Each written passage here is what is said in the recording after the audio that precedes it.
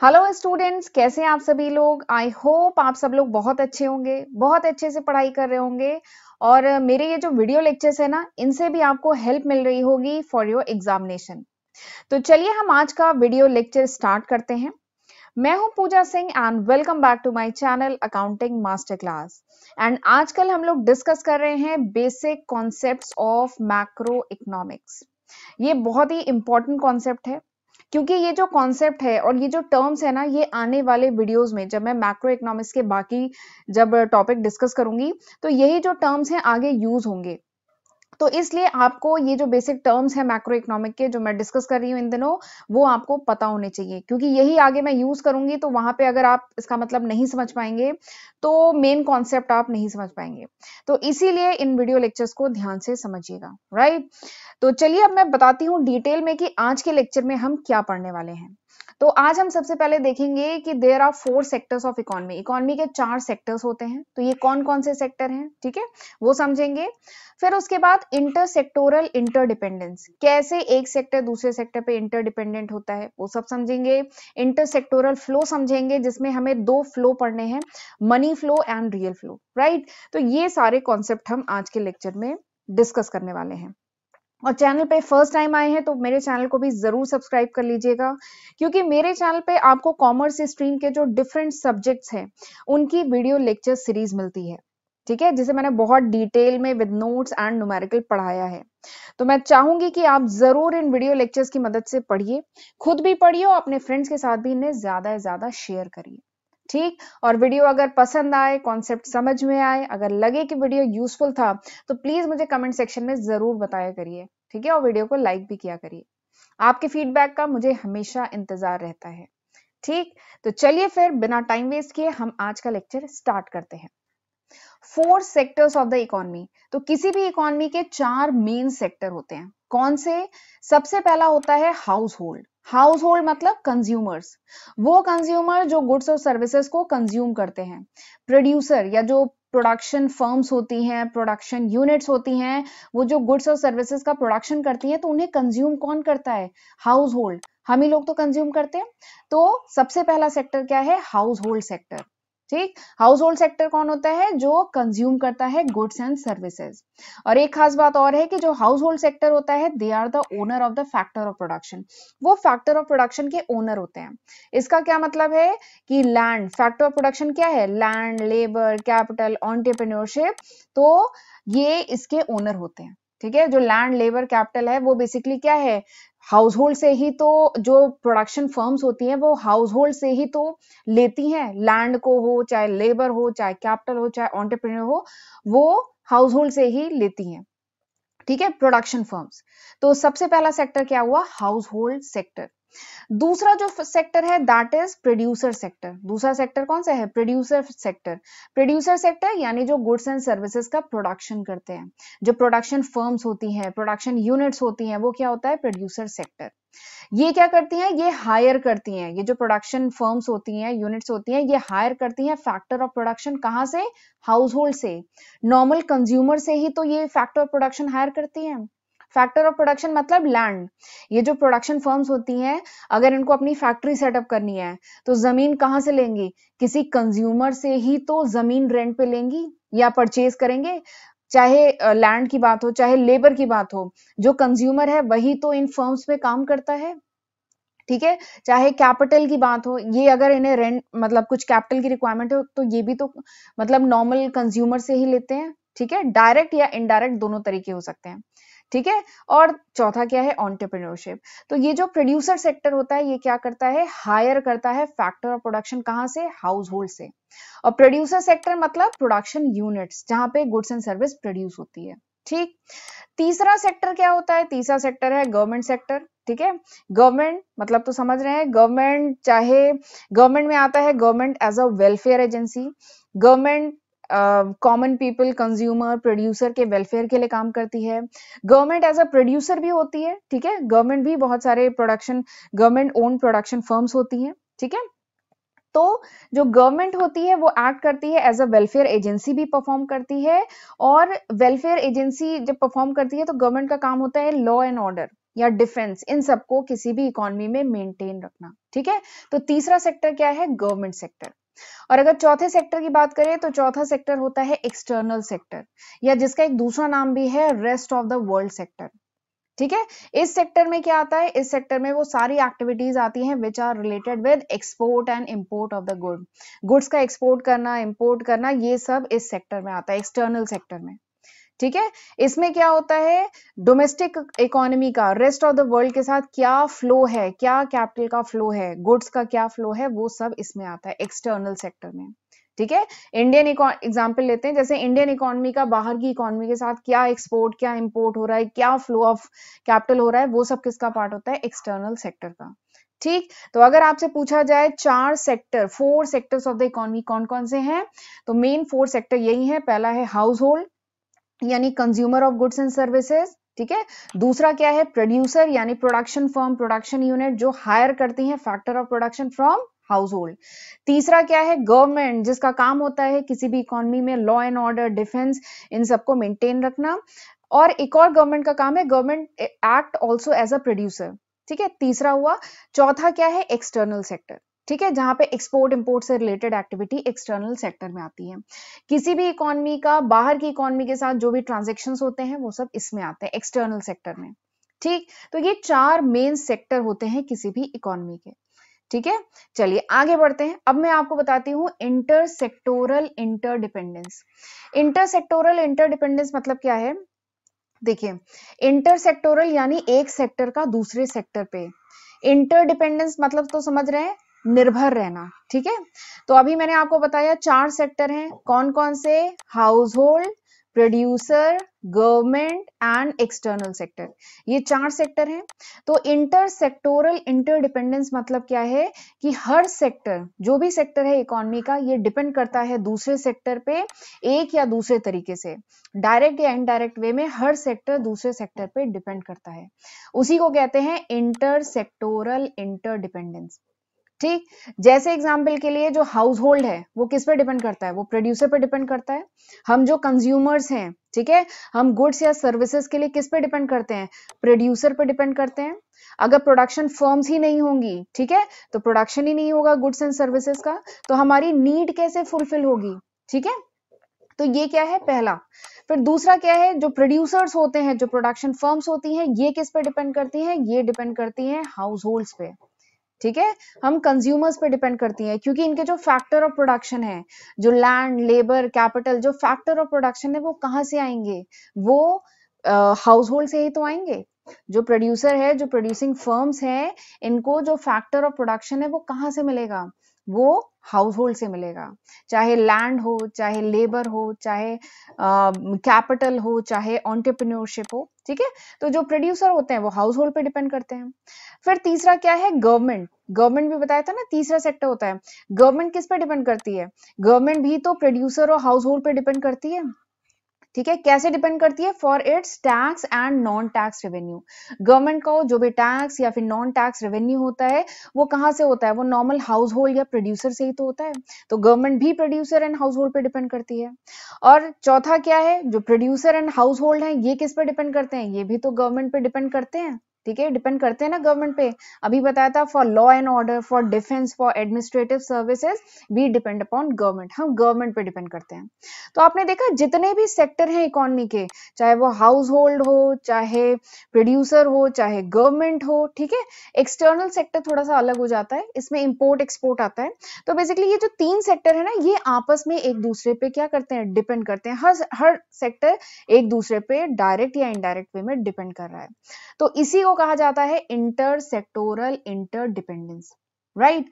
अब ये जो इंटरसेक्टोरल इंटरडिपेंडेंस है, इसकी वजह से क्या होता है? इसकी वजह से होता है इंटरसेक्टोरल फ्लो। ठीक, intersectoral flow, actually this is a important topic. इसको समझाने से पहले इंटरसेक्टोरल इंटरडिपेंडेंस बताना जरूरी था, इसलिए मैंने इंटरसेक्टोरल इंटरडिपेंडेंस बताया। इंटरसेक्टोरल फ्लो जो है ना, दिस इज इंपॉर्टेंट कॉन्सेप्ट, ये एक इंपॉर्टेंट कॉन्सेप्ट है।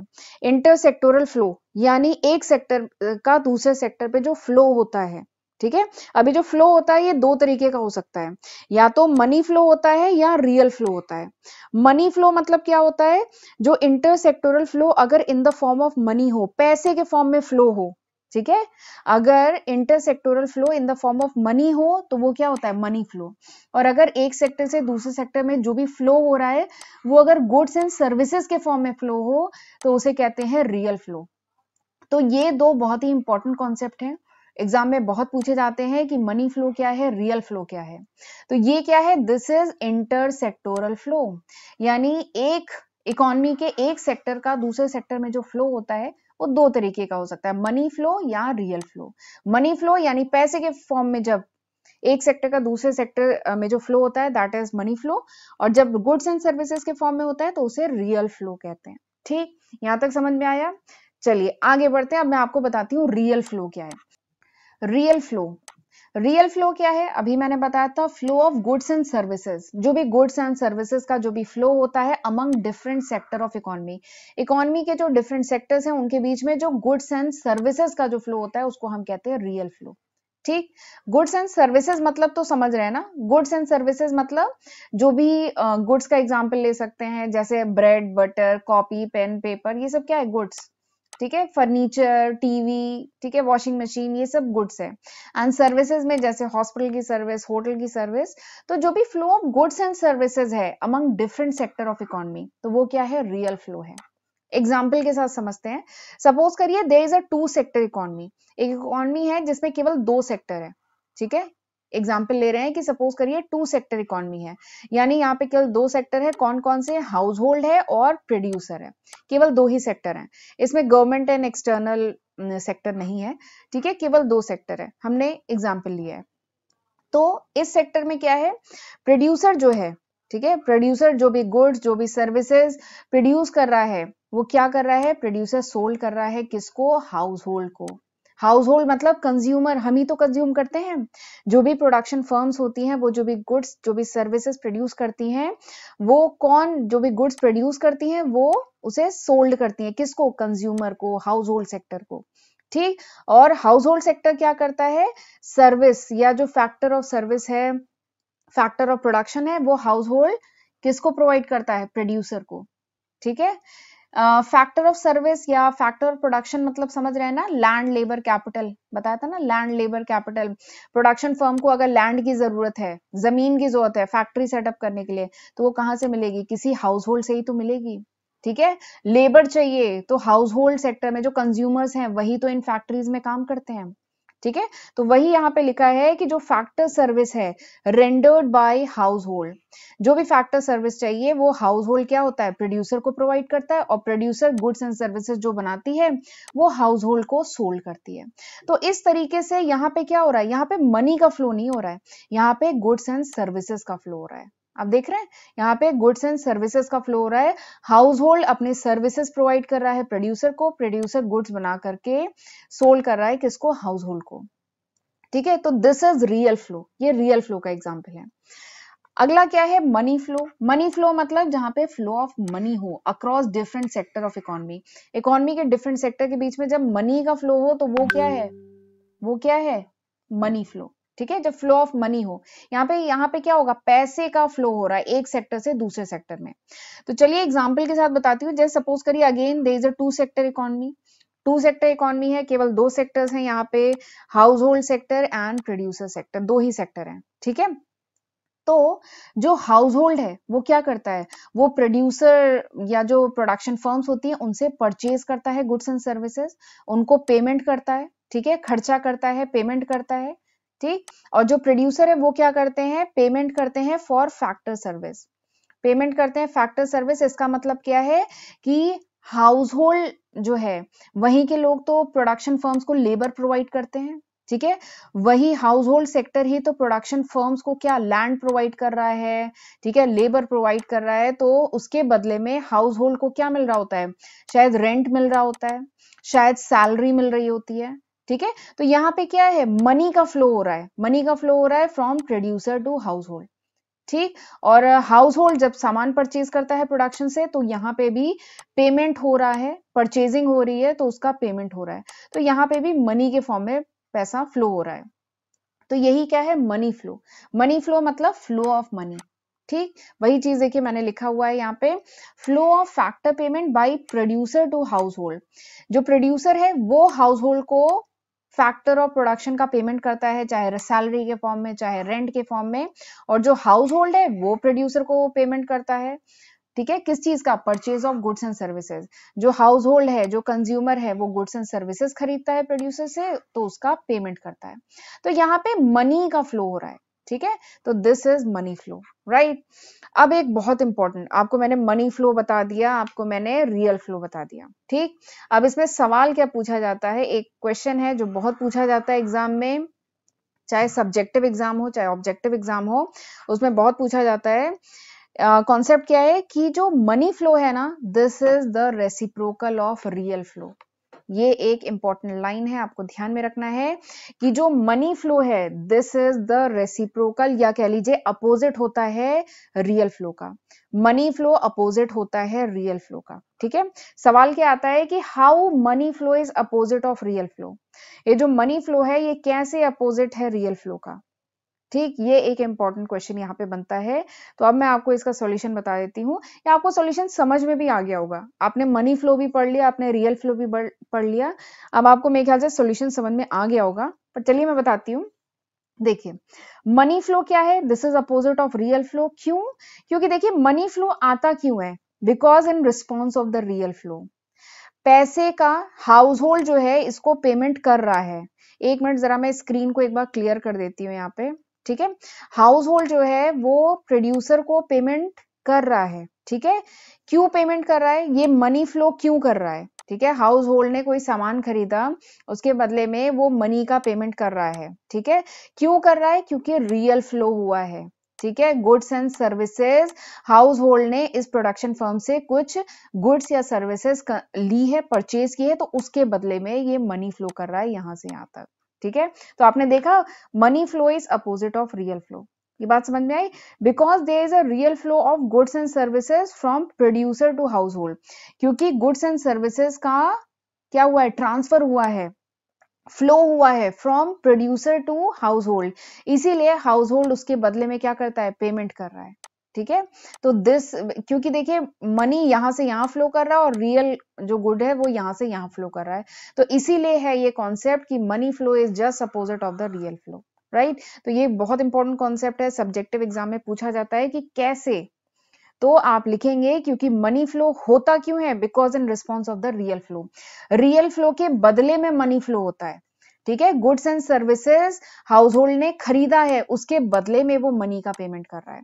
ठीक है, तो इसलिए होता है, और इसको एक्सप्लेन कर देंगे क्योंकि रियल फ्लो हो रहा है गुड्स एंड सर्विसेज का प्रोड्यूसर से हाउस होल्ड पे, तो इसलिए हाउस होल्ड जो है उसका पेमेंट करता है मनी के फॉर्म में। ठीक है, तो इसलिए ये दोनों एक दूसरे के रेसिप्रोकल हैं, ये दोनों एक दूसरे के अपोजिट हैं। ठीक, इवन एक क्वेश्चन भी आया था कि money flow and real flow are same. 4 option दिए गए थे कि money flow and real flow are same, या दूसरा था अपोजिट है या सिमेट्रिकल है, ऐसे करके 4 ऑप्शन दिए गए थे। तो जिसको अगर कॉन्सेप्ट ही नहीं पता होगा money flow and real flow का, वो इसका आंसर नहीं कर पाएगा। तो इसलिए कॉन्सेप्ट इंपॉर्टेंट था, money flow and real flow, right. तो this was all about today's lecture, ये था पूरे आज के लेक्चर का कंटेंट। आज हमने काफी पढ़ा, आज हमने पढ़ा 4 sectors of economy, interdependence, sectoral interdependence पढ़ा, सेक्टोरल फ्लो पढ़ा, ठीक है, जिसमें हमने money flow and real flow पढ़ा। ठीक है, तो ये सारे कॉन्सेप्ट हमने आज पढ़े हैं, आई होप आपको समझ में आ गए होंगे। अब अगले लेक्चर में हम पढ़ेंगे सर्कुलर फ्लो ऑफ इनकम। ठीक, तो चलिए फिर मिलते हैं अगले लेक्चर में, तब तक अपना ध्यान रखिएगा, और अगर ये लेक्चर यूजफुल लगा हो तो प्लीज इसको लाइक जरूर करिएगा। ठीक है, तो चलिए फिर मिलते हैं अगले लेक्चर में, गॉड ब्लेस यू।